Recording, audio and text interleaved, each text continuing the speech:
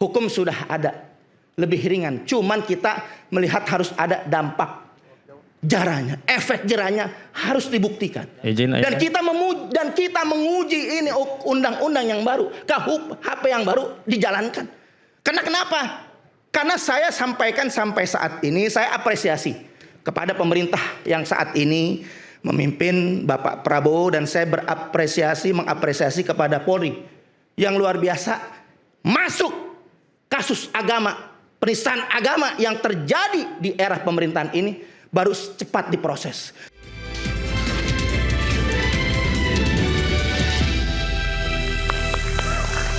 Oke, tadi Bung Pitra terpotong, silakan Bung Pitra. Baik, Bang Aiman.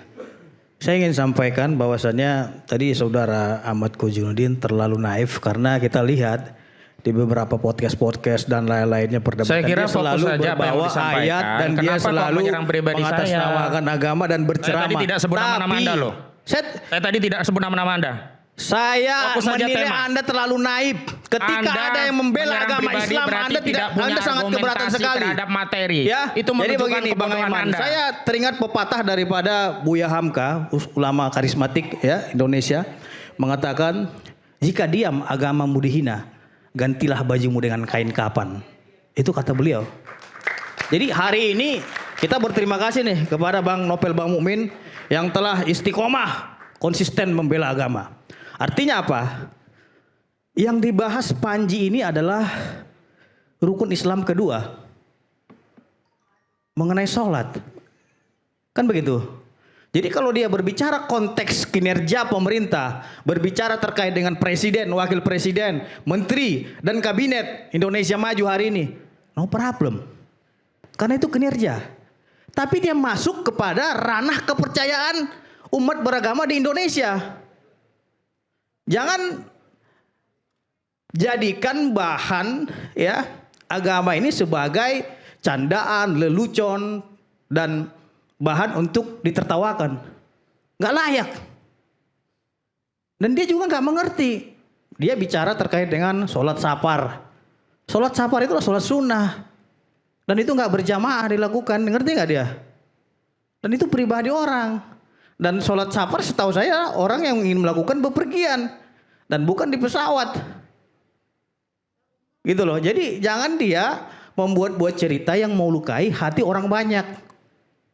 Karena apa? Karena konteks hari ini kita adalah konteks bagaimana berbicara terkait dengan kritik katanya.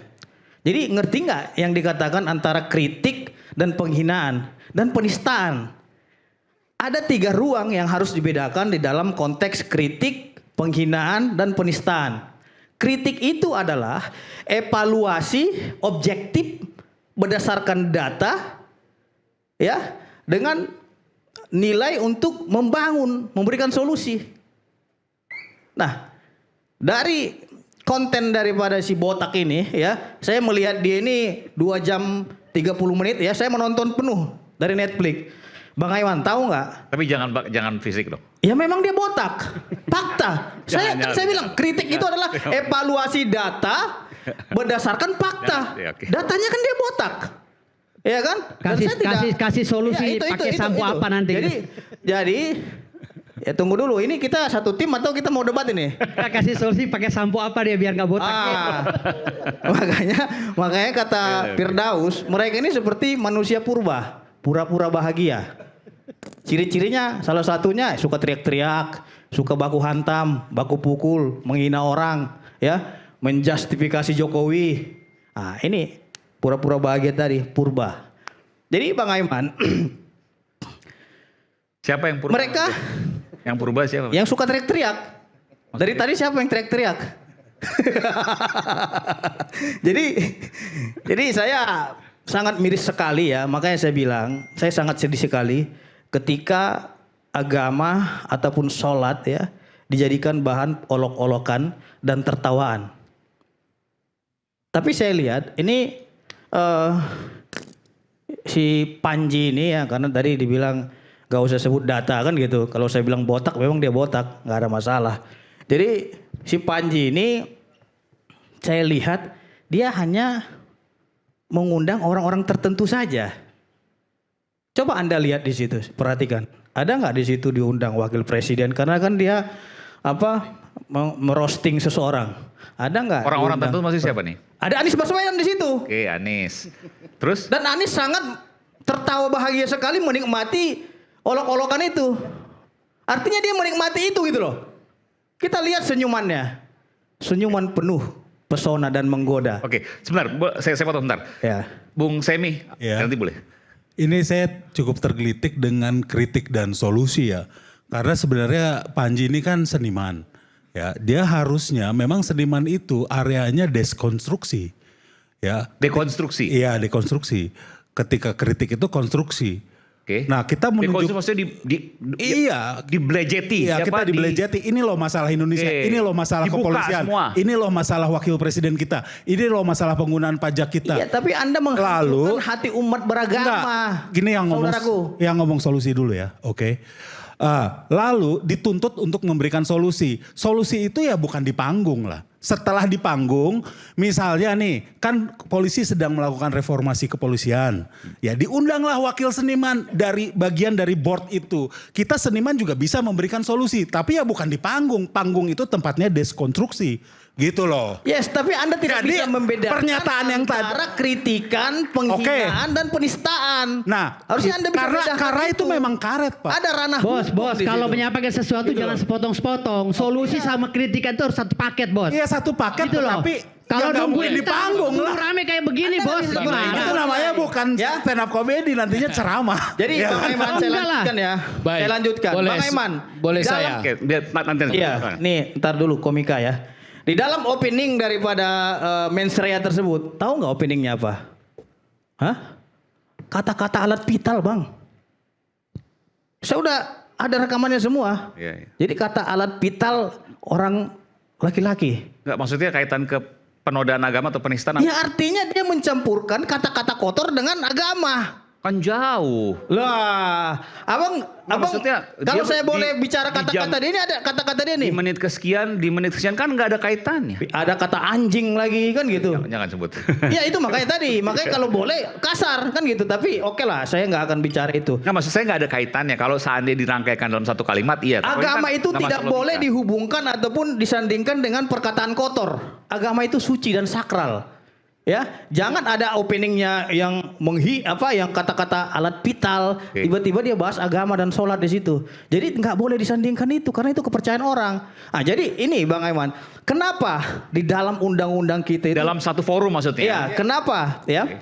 Kenapa di dalam undang-undang kita itu selalu berbunyi barang siapa dengan sengaja? Ya. Karena hukum kita itu mengatur terkait dengan motivasi seseorang. Oke. Ya, motivasinya apa? Dia sudah memiliki motivasi dengan judulnya saja, mens rea. Artinya ada niat jahat. Di situ kan gitu. Sehingga dari judul itu dia terinspirasi untuk mengolok-olok ya, untuk membahas masalah agama, untuk menghina wakil presiden dan presiden. Oke lah, itu urusan dia. Tapi jangan pernah dia mempersandingkan kata-kata kotor ini dengan yang sakral suci tadi, seperti sholat dan sholat safar. Ini menarik. Jadi tidak boleh ada satu dalam satu Jangan rangkaian satu walaupun frame. 2 jam nggak berkaitan, kalimatnya jauh berbeda menitnya. Coba saya tanya nih Ustaz, Anda setuju nggak dalam satu frame buat kata-kata kotor tiba-tiba dibahas masalah agama? Jadi agama itu yang sakral, yang suci. Ketika dia ingin bawa agama, harus tunjuk diri sendiri, introspeksi diri, ifda binafsik. Nah, ketika dia sudah akan menyampaikan agama, kok dicampur adukan dengan yang batil? Karena merasa mungkin, agak saya luruskan. Memang segala sesuatu inna a'malu binniat, tergantung niat. Dan niat itu hanya Allah yang tahu. Luar biasa. Saya agak terpaku, terbengong-bengong juga nih dengan teman seperjuangan saya. Pernah sekamar. Kita safari dakwah. Bersama Bang Aka nih, Bang Ahmad Hosinuddin. Oke, Bang Aka, ya. Ini perjuangan dalam dakwah. Emang beliau sama-sama lawyer, sama-sama kita juga dai mubalik. Nah, cuman hari ini saya terbelalak apa yang disampaikan, dipikir saya ada di pihak saya. Namun sudah membela menurut saya membabi buta. membela membabi buta Panji ini dengan menghukumkan niat, katanya niat baik. Baik. Tak dulu, saya belum selesai. Saya izin, boleh moderator? Oke, Saya selesaikan dulu. Nanti selesai. Karena kenapa? Ada kaidah fikih. Nahnu naukum bidzawahir wallahu yatawalla asyarair. Kita hanya menghukumkan yang zahir, yang terlihat. Tindak tanduknya, perkataan itu masalah niat hanya Allah yang tahu. Rasulullah diutus ke muka bumi ini bukan membongkar hati manusia. Kok bisa-bisanya seorang teman saya Ustadz bisa memvonis, bisa tahu hatinya yang namanya Panji Pragiwaksono. Ini luar biasa. Ini lebih di atas rata-rata kemampuannya. Ini luar biasa. Saya kaget. Zaman Rasul dulu gimana nih? Di zaman Rasul jadi begini. Pasti manusia punya kebaikan. Tapi ketika sudah menyinggung masalah agama, ini kita bicara dengan hukum Islam ya. Hukum dasarnya asli. Tidak ada tebusannya buat penista agama kecuali hukuman mati. Nggak ada. Mau dia berbaik buat apapun silahkan. Tapi begitu dia telah menghina agama, semuanya gugur. Hukum mati. Ini kalau kita mau merujuk daripada hukum Islam. Bagaimana Musailimah Al-Kadzab? Dia beriman kepada Allah. Dia beriman kepada Rasulullah. Cuman Musailimah Al-Kadzab ini ingin diakui bahwa ada nabi lagi setelah Nabi Muhammad. Dia nggak beriman kepada Nabi Muhammad, bukan nggak beriman kepada Allah. Rasulullah SAW panggil, ada utusan yang datang. Utusan ini kemudian ingin dibunuh oleh sahabat. Utusan ini adalah dalam hukum Islam nggak boleh dibunuh. Sampaikan, diberi kesempatan oleh Rasulullah untuk Musailimah Al-Kadzab tobat. Namun memang di akhir-akhir hidupnya Rasulullah SAW, Musailimah Al-Kadzab ini belum tertuntaskan daripada hukuman yang diberikan oleh Rasulullah. Akhirnya dia nggak tobat, Rasulullah keburu wafat, diteruskan oleh Sayyidina Abu Bakar. Sayyidina Abu Bakar kejar itu Musailimah Al-Kadzab, penghina agama. Dikejar dan mati ditembak oleh Wahsy. Wahsy ini adalah penombak ulung yang menombak Sayyidina Hamzah. Dia tebus dosanya dengan menombak daripada si Musailimah Al-Kadzab. Musailimah Al-Kadzab ketika itu mati. Nah, Indonesia ini kalau boleh silahkan Anda mau kritik, kita juga kritik. Ahmad Hosinuddin dan saya orator. Turun di medan tempur, turun di medan perang. Saya masuk penjara. 18 orang masuk penjara. Saya mati nih di zaman waktu pemerintahan 10 tahun daripada Jokowi dan PDIP. Ini luar biasa. Dan saya kenapa saya bilang tukang lapor? Lebih dari 20 kasus penistaan agama sampai saat ini nggak diproses. Nah, saya ingin pemerintahan ini dengan undang-undang KUHP yang baru yang ada di sini pasal 300 tentang tindak tanduk penistaan agama itu dijerat 3 tahun. Padahal dulu 156A itu dijerat 5 tahun. Kemudian sebelumnya juga ada Undang-Undang Nomor 1 1966 tentang penistaan agama. 65. Nah, 65. saya mau, ya 1965 saya mau. Kita juga mau. Hukum sudah ada, lebih ringan. Cuman kita melihat harus ada dampak jaranya, efek jerahnya harus dibuktikan. Dan kita menguji ini undang-undang yang baru, KUHP yang baru dijalankan. Karena kenapa?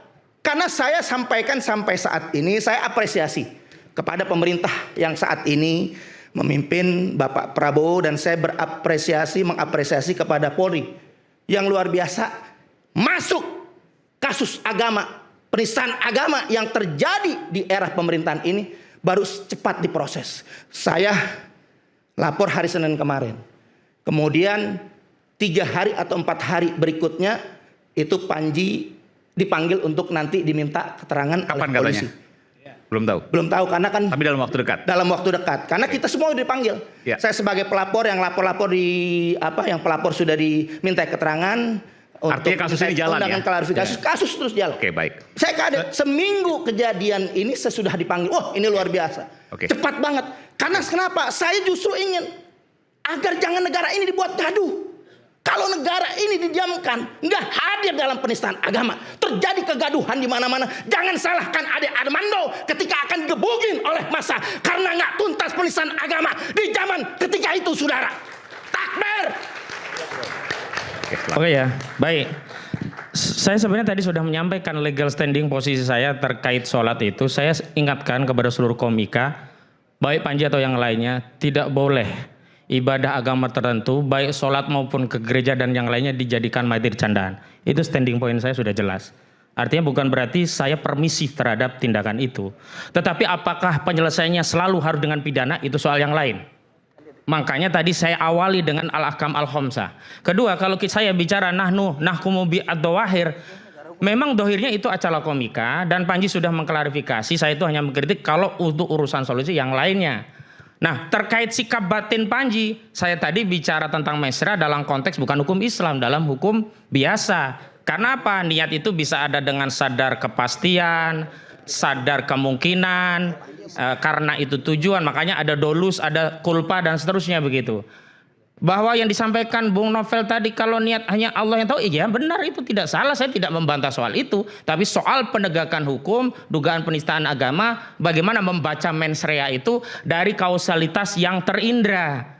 Baru nanti dikonfirmasi melalui klarifikasi bagaimana sikap batin kamu Panji. Kalau ternyata Panji menyatakan, oh tidak, saya sebenarnya ini berarti kan terkonfirmasi tidak. Dan tidak ada niat, sadar kepastian, sadar kemungkinan bahwa dampak yang dia inginkan adalah adanya agama tertentu dinistakan. Nah, itu kan dibaca dengan teori pidana ada. Tapi saya mau lanjutkan tentang konsistensi.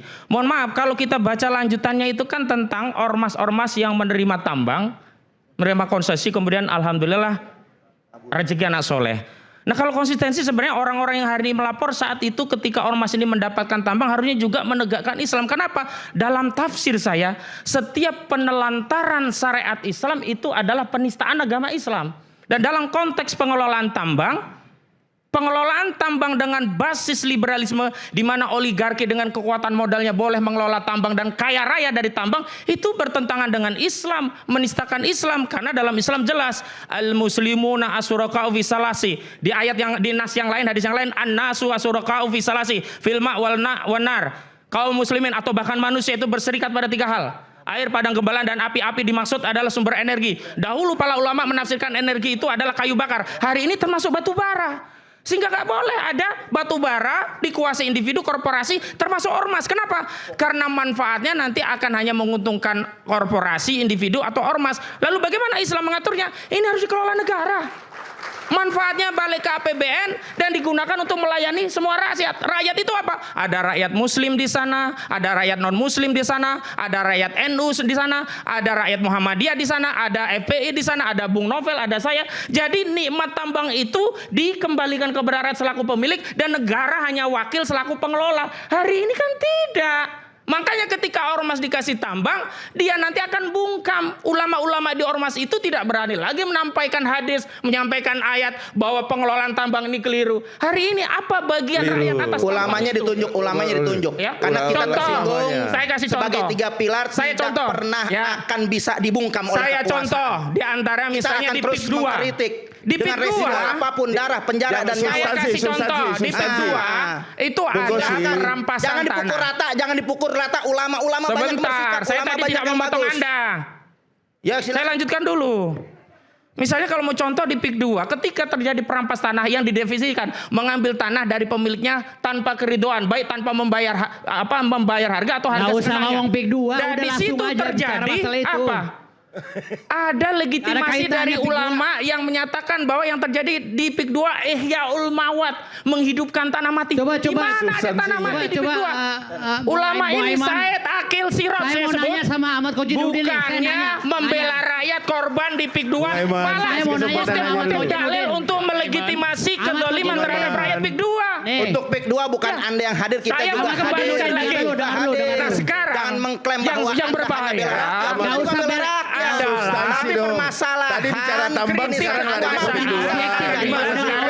seorang komika diancam penjara. Padahal ada cara yang lain. Tidak diancam. Jangan merasa pahlawan, jangan merasa benar sendiri. Kadang bikin menatap apalagi kalau kita tidak bisa mencerna dengan cermat. Jangan lupa secangkir kopi yang hangat dan nikmat untuk menemani kebersamaan dalam program Rakyat Bersuara bersama saya Aiman Wicaksono. Saya akan kembali sesaat lagi. Selesai jeda.